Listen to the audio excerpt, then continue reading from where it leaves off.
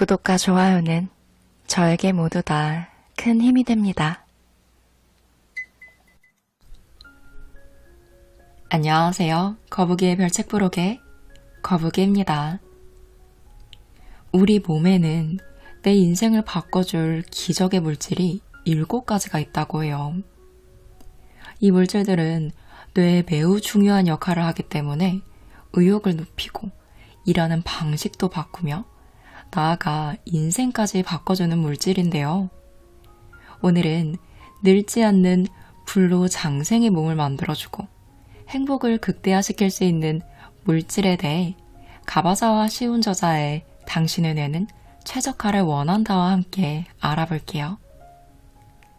첫 번째, 늙지 않는 몸을 만들어주는 불로장생의 묘약은 멜라토닌입니다. 네, 맞아요. 오늘은 뇌와 관련된 신경 전달 물질들에 대해 이야기해 볼 건데요. 잠깐. 뇌와 관련된 내용이라 전문 용어도 나오고 어렵고 복잡하다라고 생각하실 수 있는데 저도 그렇게 어려운 책은 잘 못 읽는 거. 제 채널을 좀 애정하는 구독자님이라면 눈치채셨을 거예요. 오늘 함께할 당신의 뇌는 최적화를 원한다는 전문 용어는 조금 나오지만 내용이 그렇게 어렵지 않아요. 이런 뇌와 관련된 물질들을 잘 활용해 삶의 질을 높이고 효율적으로 살아갈 수 있도록 하는 쉽고 따라하기 좋은 방법들이 많아서 읽고 바로 가져왔어요. 함께 계속해 볼게요. 다시 본론으로 돌아가면 늙지 않는 몸의 묘약인 멜라토닌은 수면 물질이라고 할 수 있는데요. 멜라토닌 농도가 올라가면 졸음이 와서 곧 잠이 든다고 해요. 이 물질은 노화 방지 효과로 강력한 항산화 작용을 대표적으로 들 수 있습니다. 여러분, 항산화 작용 들어보셨죠? 항산화 작용은 신체를 산화시키는 원인인 활성산소를 처리하는 작용을 말하는데요. 이 활성산소가 동맥경화의 원인이 되기도 하고 이 동맥경화가 진행되면 심근경색이나 뇌졸중 등 심혈관계의 질병에 걸릴 위험이 높아집니다. 하지만 활성산소가 제거되면 동맥경화가 예방되니 심근경색이나 뇌졸중도 예방할 수 있다는 말이죠. 항산화 작용이 강한 물질로는 비타민 E가 잘 알려져 있는데요. 멜라토닌의 항산화 작용은 이 비타민 E의 2배라고 해요. 우리는 몸이 녹슬지 않기 위해 무엇을 해야 한다라고 많이 말하잖아요. 멜라토닌은 신체의 녹을 방지하는 효과도 있다고 합니다. 결론은 멜라토닌이 밤에 제대로 분비되면 질병에 걸릴 위험이 크게 감소하고 노화 방지에도 도움이 됩니다. 또한 멜라토닌은 우리 몸에 굉장히 중요한 회복 물질이라고 해요. 잠을 푹 자야지만 병에 걸리지 않고 몸을 젊게 유지할 수 있습니다. 이렇게 뛰어난 기적의 회복 물질을 우리 뇌는 스스로 분비할 수 있는 것이죠.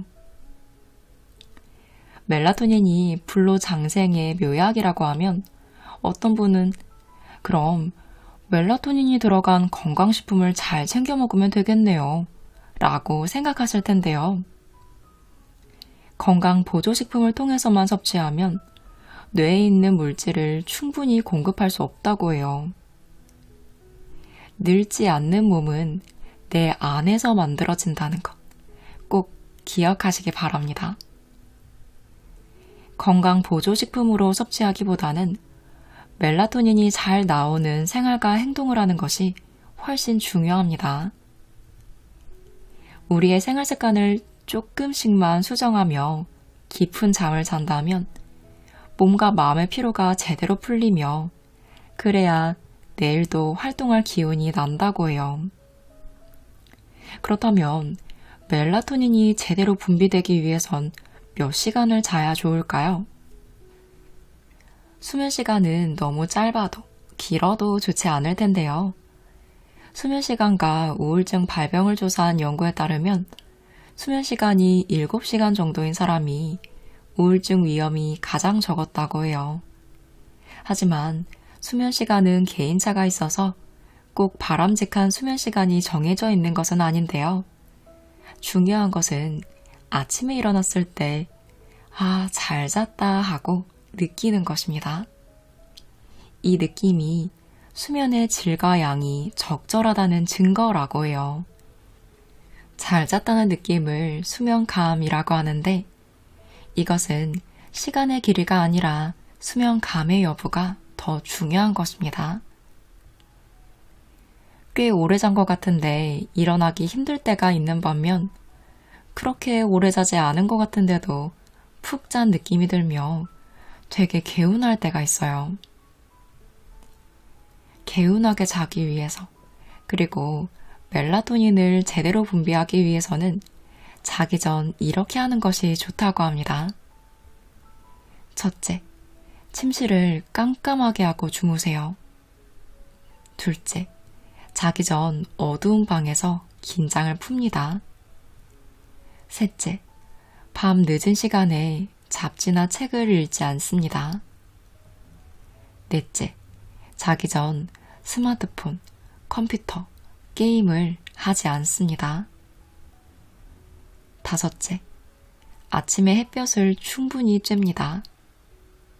여섯째, 하루에 7시간에서 8시간 정도 푹 자는 것을 목표로 수면합니다.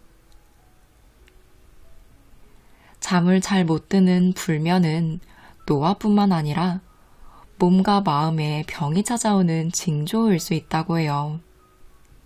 그러니 충분한 멜라토닌이 분비되도록 꼭 질 좋은 수면을 하시고 늙지 않는 몸을 유지하시기 바랍니다. 제가 당신의 뇌는 최적화를 원한다에서 가장 좋았던 내용 중 하나가 바로 도파민에 관한 내용이었어요. 이 이야기를 한번 해볼게요. 여러분, 동화 파랑새 아시나요? 동화 속 치르치르와 미치르 남매는 꿈에서 행복의 상징인 파랑새를 찾으러 미래의 나라로 갑니다. 하지만 결국 파랑새를 찾지 못하고 집으로 돌아오게 돼요. 그리고 깨닫습니다. 집에서 기르던 비둘기가 바로 행복을 상징하는 파랑새라는 것을요. 즉, 행복은 우리가 알아차리지 못할 뿐 항상 우리 곁에 있다는 교훈이 담겨있는 동화입니다. 그렇다면 우리의 행복은 어디에 있을까요? 뇌과학적으로 생각하면 행복은 뇌 안에 있다고 할 수 있대요. 행복은 누군가에게 받는 것도 아니고 어딘가에서 딱 쟁취해 손에 넣는 것도 아니죠.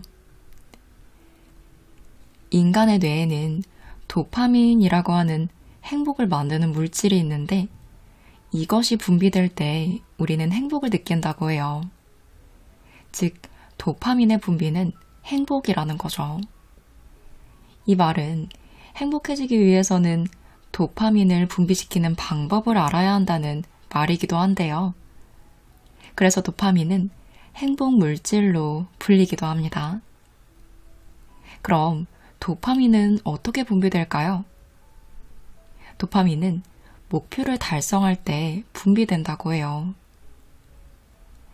내가 하는 일이 잘 풀려서 해냈다 라는 성취감을 느끼면 그때 도파민이 분비되고 우리는 행복을 느낄 수 있는 것이죠.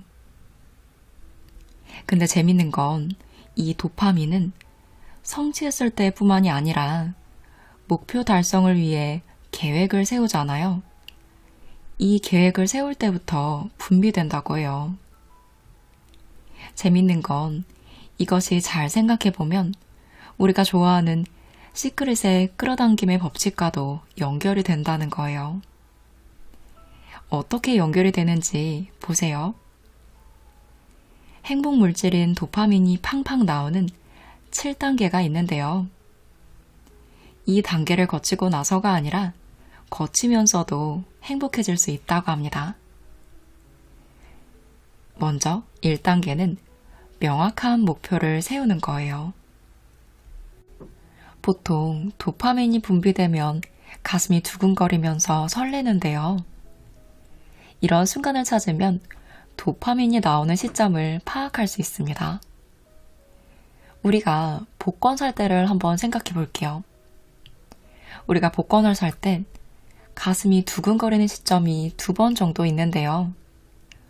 먼저 복권을 사러 갈 때 설레고 두근거리잖아요. 그리고 복권이 당첨됐을 때도 두근거리겠죠. 도파민은 스스로 분명한 목표를 설정하고 그것을 위해 노력하거나 연구하는 과정에서 나온다고 해요. 그리고 목표를 달성하면 그때 다시 한번 도파민이 나옵니다. 근데 이런 패턴을 계속 이용하려면 목표를 세우는 습관을 잘 들여야 할 텐데요. 이 목표가 너무 거창하면 오히려 좋지 않다고 해요. 짧은 기간에 이룰 수 있는 작은 목표를 세우고 이것을 달성하는 과정을 여러 번 반복하면서 마침내 큰 목표를 달성하는 것이 훨씬 더 효율적이라고 합니다. 월 목표, 분기 목표, 연간 목표 이런 식으로 기간을 쪼개서 목표를 설정하는 것이 옳은 방법이라는 거죠. 즉, 몇 년이 걸릴 수도 있는 목표를 만들기보다는 몇 주면 할 수 있고 몇 달이면 할 수 있는 작은 목표로 대체하기만 해도 이것만으로도 강력한 동기부여가 되고 도파민도 오랫동안 분비된다고 해요. 2단계는 목표를 이룬 자신을 구체적으로 상상하는 거예요. 목표를 구체적으로 또렷하게 상상하면 그 목표를 이룰 가능성이 높아진다고 많이 얘기하잖아요. 이것이 바로 끌어당김의 법칙과 연결되는 부분이라고 할 수 있는데요. 실제로 과학적으로도 맞는 말이라고 해요. 구체적인 상상은 도파민을 분비시키고 동기부여를 해서 성공 확률이 높아집니다. 우리는 아주 구체적으로 상상하는 것으로 행복을 느끼며 목표에 도달할 수 있다는 것인데요. 단, 의식적으로 명확하게 상상하는 것이 핵심입니다.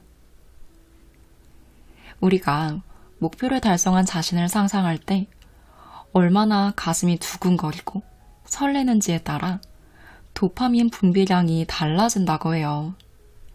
그럼 당연히 목표를 달성할 확률도 달라지겠죠.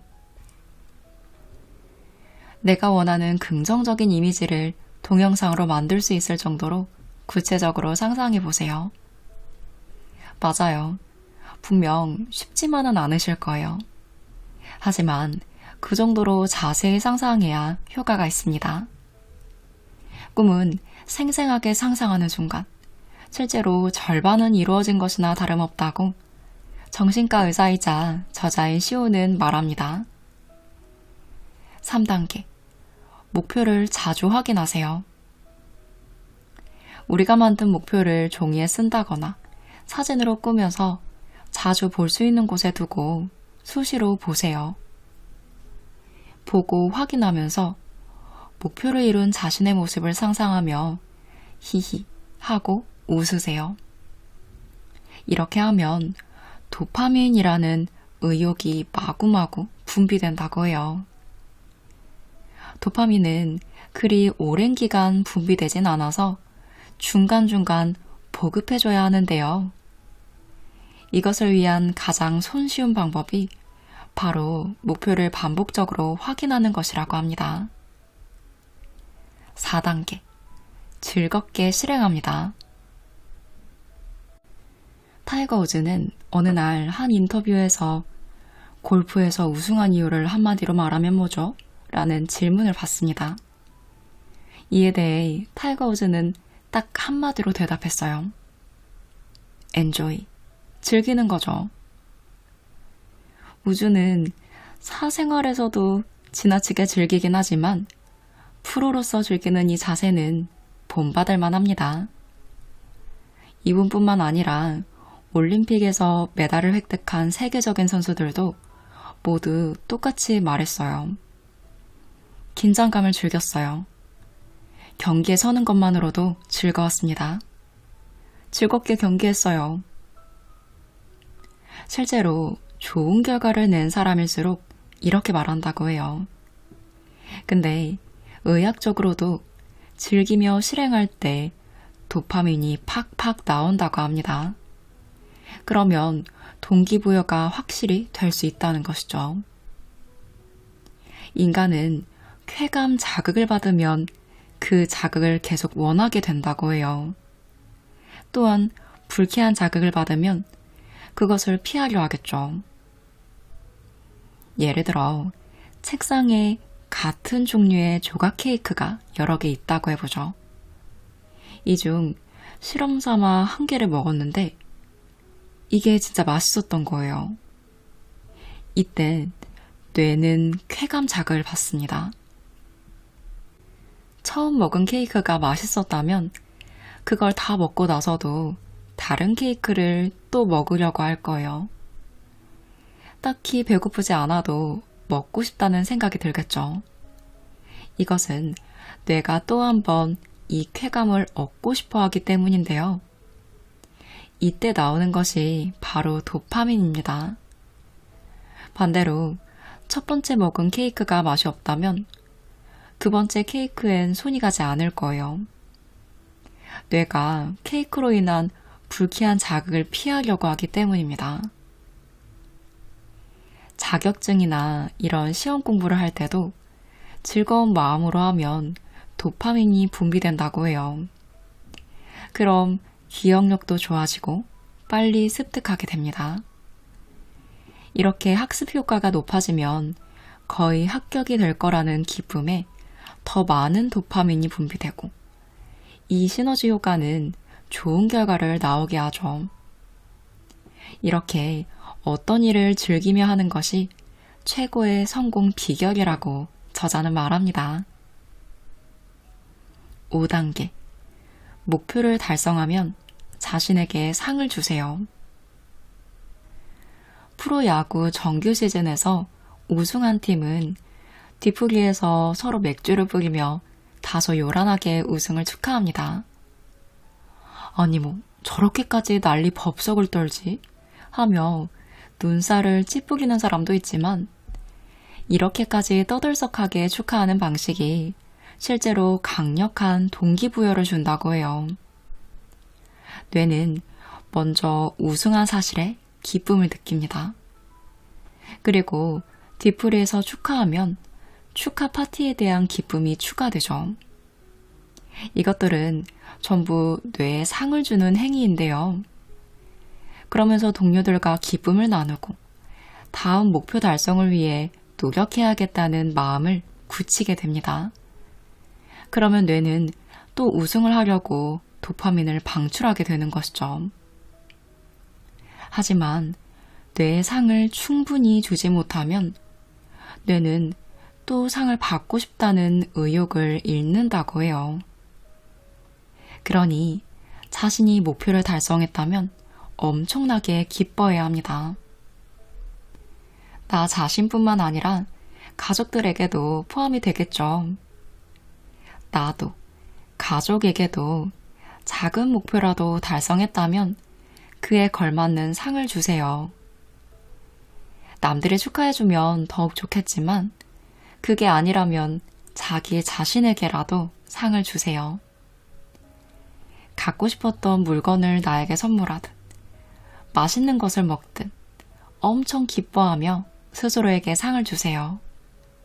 이것은 다음 목표를 이루는데 아주 큰 의미를 갖는다고 합니다.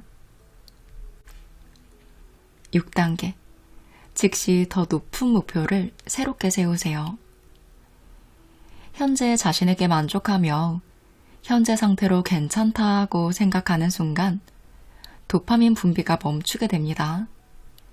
그러면 보통 삶에서 의욕도 떨어지기 쉽죠. 목표 달성을 기뻐하는 것과 만족하는 것은 다른데요. 현재 자신에게 만족하는 순간 인간은 더 이상 발전하지 않습니다. 맞아요. 오히려 점점 도태되고 말죠. 도파민은 더 힘든 목표를 세웠을 때 분비되고 강력한 동기부여를 하는데요. 항상 더 힘든 목표를 지속적으로 세우는 것. 이것이 바로 저자가 말하는 도파민을 작동시키는 비결이자 인생의 성공 법칙이라고 할 수 있습니다. 이번 목표를 이뤘다면 즉시 다음 목표를 세우세요. 현재 만족만 하면 도파민은 더 이상 나오지 않습니다. 뇌는 욕심쟁이래요. 더 높은 목표를 계속 세우는 한 지속적으로 도파민이 분비되고 우리는 행복을 느끼며 계속 발전할 것이라고 저자는 확신합니다. 7단계는 지금 한 1단계에서 6단계를 반복하는 것입니다. 우리는 목표를 달성한 행복과 쾌감을 얻습니다. 그리고 더 어려운 목표도 달성하여 더 큰 쾌감을 얻죠. 이 과정은 계속 반복되는데요.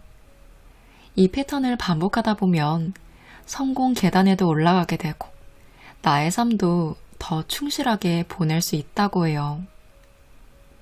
도파민이 효율적으로 분비되면서 자신이 성장할 수 있는 계단을 오르게 되는 것이죠. 새로운 연구, 도전을 할 때 우리 뇌는 점점 진화하고 나도 모르게 더 뛰어난 성과를 거두게 된다고 합니다. 도파민을 분비할 때 가장 중요한 것은 목표 설정이라고 할 수 있는데요. 이 목표가 너무 쉬워도 또 달성하기 너무 까마득해도 도파민은 나오지 않는다고 합니다. 나에게 적절한 과제가 되었을 때 도파민이 가장 많이 분비되고 의욕이 솟아난다고 해요. 예를 들어 나는 억만장자가 되겠다. 대통령이 되겠다. 이런 엄청난 꿈을 갖고 있다고 해도 이것만으로는 도파민이 나오지 않는다는 것이죠.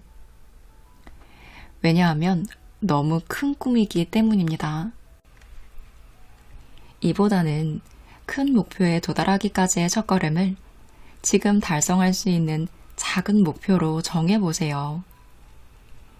억만장자가 되고 싶다면 나는 월 수입을 20만 원씩 늘린다 등이 될 수 있겠고, 내가 유명한 작가가 되고 싶다면 글을 일주일에 얼만큼씩 쓰겠다. 이런 식으로 내 실력을 충분히 생각한 상태에서 노력하면 간신히 도달할 수 있을 목표를 설정했을 때 동기부여가 됩니다. 그리고 실제로도 열심히 하게 된다고 해요. 1969년 7월 20일, 닐 암스트롱은 인류 최초로 달 표면에 착륙했는데요. 그는 이런 말을 남깁니다. 한 인간에게는 작은 한 걸음이지만 인류에게는 위대한 도약이다. 이 유명한 말을 업무에도 적용해보면 어떨까요? 위대한 도약을 하기 위해서는 처음에 작은 한 걸음이 가장 중요하겠죠. 최소한 앞으로 한 걸음만 나아가기만 해도 도파민이 분비되어 다음 걸음을 떼려는 의욕도 생겨납니다. 이것을 반복하다 보면 위대한 도약이 될 수 있겠죠. 도파민으로 진정한 행복을 느끼고 싶다면 일단 작은 한 걸음을 떼어보는 건 어떨까요? 오늘은 인생의 기적을 만들어내는 물질인 멜라토닌과 도파민에 대해 이야기해 보았습니다. 가바사 시온 저자의 당신의 뇌는 최적화를 원한다와 함께 했는데요. 오늘 함께한 내용 외에도 5가지의 물질을 통해 내 삶을 최적화시키는 방법이 정말 쉽게 풀어 정리되어 있어요.